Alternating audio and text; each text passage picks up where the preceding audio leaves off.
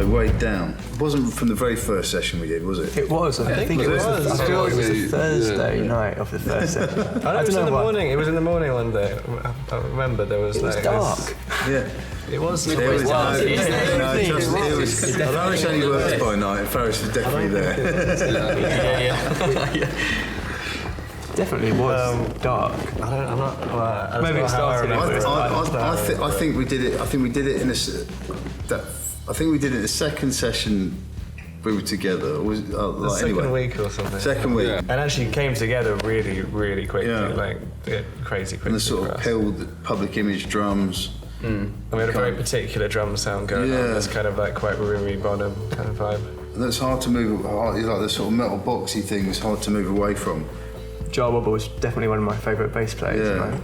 And at the same time, though, it's like that record we all love, but it's Ferris is creating an amazing atmosphere. It's not reliant on any inspiration particularly. It's just the tune just works. But actually, in this one, and it was never even intended to me, it has like the atmosphere of Unknown Pleasures or something, which is something that I think is really strong and amazing, but not something we were particularly thinking about. I love the vocal melody. It's great as well. It came, I think the whole thing, that was probably the first song that we had in its complete form. Like it was kind of ready from fairly early on. Historically, the best songs are the ones that just happen, happen in an evening or an afternoon, or and at the end of the evening session or whatever it is, and you feel like you've got there already, and you don't need to. You've been able to build it far enough before you've got the opportunity to overthink it and pick it apart. And that's always really great, and I think that you can feel that as well. I don't know. It's just that's always a really good feeling when something just happens. Yeah, I think it was very spontaneous, and even that guitar line as well that came out. That was just. I think Josh was. I thought about it all day. I lay down on the couch, my eyes closed, and I was thinking about it all day. Deeply meditating. You definitely were lying down on the couch with your eyes closed. There's some power sleeping on this record. On our last record, maybe we had in our own studio after being there for however many years, that luxury or maybe even not a positive thing of obsessing or labouring over sounds. Actually, we wanted to get away from that and thinking about things too much. So having those moments, which we did every day, that's kind of was a big thing with this record, like trying things out right now and seeing how it sounds. And that was one of the really important things for us to get away from where we've been and to move forward and take, just be a bit more excited about what's happening. It's probably one of the most important features of our band, like when we capture those things. I think it really is. It makes for the most successful bits of the songs, the albums. It's kind of funny that we had to come to a really expensive studio to.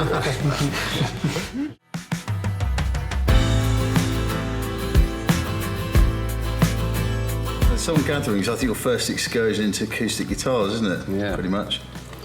Yeah. How did it come about? Yeah, Reese and I had 2 weeks in our old studio,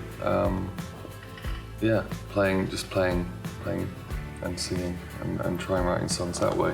It was definitely the first time we've ever attacked or approached songwriting in what seems like the most obvious way to do it. Yeah. It's just not really been our thing, when we started playing fuzzy, loud noise in a rehearsal room. In fact, it was, it doesn't really matter, but it was the Pistols room on Denmark Street, which was quite cool to actually be there for the first time, walk out and just feeling like, that was sneering, like that was good fun.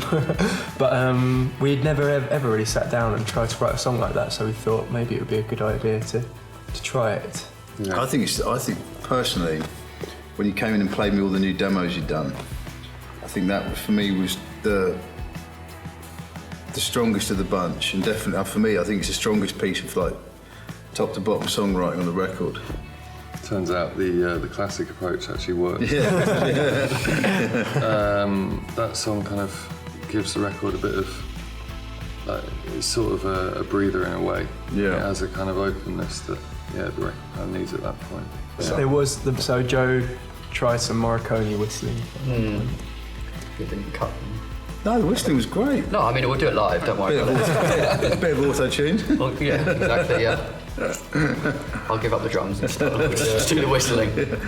It was one of those things, though, again, where it's kind of like working in that stripped back, simple way. It's kind of, the song evolved, but essentially it is just two people sitting down, strumming out some chords and singing a good melody, or telling a nice story. You know, taking it back to that kind of thing. I love the lyrics on it as well. The kind of, there's definitely some great imagery and kind of definitely suits the kind of the feeling of the song and the atmosphere. Talking about it being the acoustic, you know, track, but where as it started, hearing Josh's slide guitar stuff, which seemed to be the kind of like a really natural kind of, not obvious, but like just fit really well, you know. That was a nice moment. Yeah, I always I think we did that in our studio, didn't we, that bit? I always really wanted that to be this really nice pedal steel part. I remember every week asking you when you were going to get a pedal steel, and every week you'd find a new excuse as to why you had to buy a new synth instead. And the best one you did was when you just said, "Look, I know a really good pedal steel player." Just like, shut me down for that. I wasn't dismissing your pedal steel skills. But the funny thing is, I just don't, you know, as jokes aside, I think it would just be better. It's like Josh playing with a slide, raunchy. It reminded me a bit of the Gun Club or something, which we all really loved. Yeah, definitely. And it just suited this track. And then Tom got on the Mellotron. On the piano, and like, that whole approach was very conventional, not conventional, but classic, I think, as well. It was about just like playing and performance and not hacking stuff together. I think your voice sounds really good on that one as well. Thank you. It's got, you know, it's got atmosphere, and it's kind of nice to hear you really singing and using your range and hear the lyrics and, you know. Yeah, I mean, I think that again, that's one thing, writing in that way, it's easy to hear, you know, what would be the right key for the song, and you know, it's just the tried and tested thing used by so many people, which we've never attempted. You've never done it because too many other people did it. So. But being progressive doesn't always mean doing like, you're not imagining what. Yeah, exactly. Well, yeah, you have to push yourself rather than like just try and push what you think everyone else is pushing.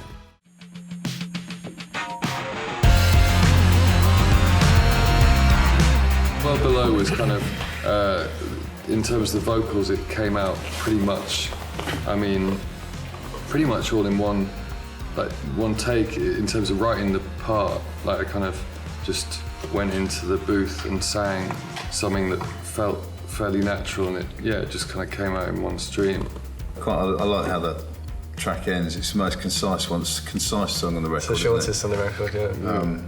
It's the first time we've had a song shorter than 4 minutes for about 8 years. And the end is actually one of my favourite moments on the record. It is so great, that kind of catastrophic falling down the stairs, the live band, smashing up everything. And actually, I remember, you know, you said, "Oh, did get the Rickenbacker out and do some quite heavy bass throughout." And at the end of the day, you're like, "Right, just smash it about a bit." And we're just like, "What?" For this bit at the end, it's like, "Well, what's it going to sound like?" It doesn't matter. We've got it to go. It sounds exciting. Just hit it. I think I was literally just smashing the strings. If in doubt, use a bass slide. Yeah. Might be my motto for the record.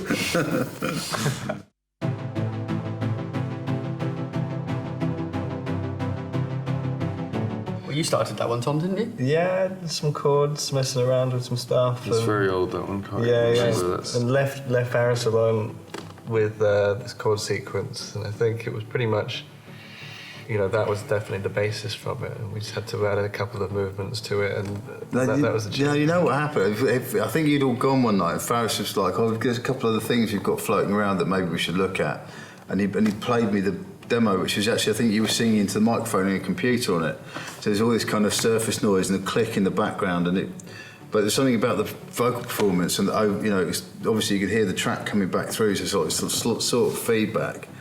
and it was just something about it sounded like it had this atmosphere, and I immediately went, "This is great. We should do something with it." Oh, and I pulled it apart here, didn't we? And kind of, I think on that one was quite fun. We did the double track drums. Yeah, That was really good fun. Which is, and the kind of almost like the sort of Herbie Hancock, Selena stuff on it, and became very cinematic. I think Yeah. that was one thing that.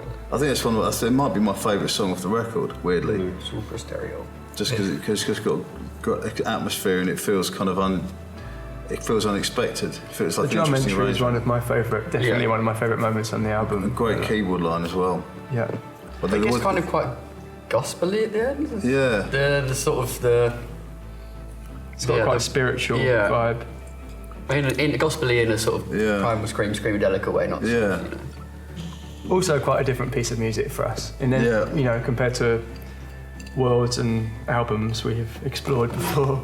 Yeah, definitely. Which I think is great about it. It's got Josh's great guitar melody at the end. Oh, does that just follow the synth actually? It might just. Oh, you can work that out later. Oops, sorry. I'm quite sure I wrote that bit first. So While you were asleep. apples and oranges.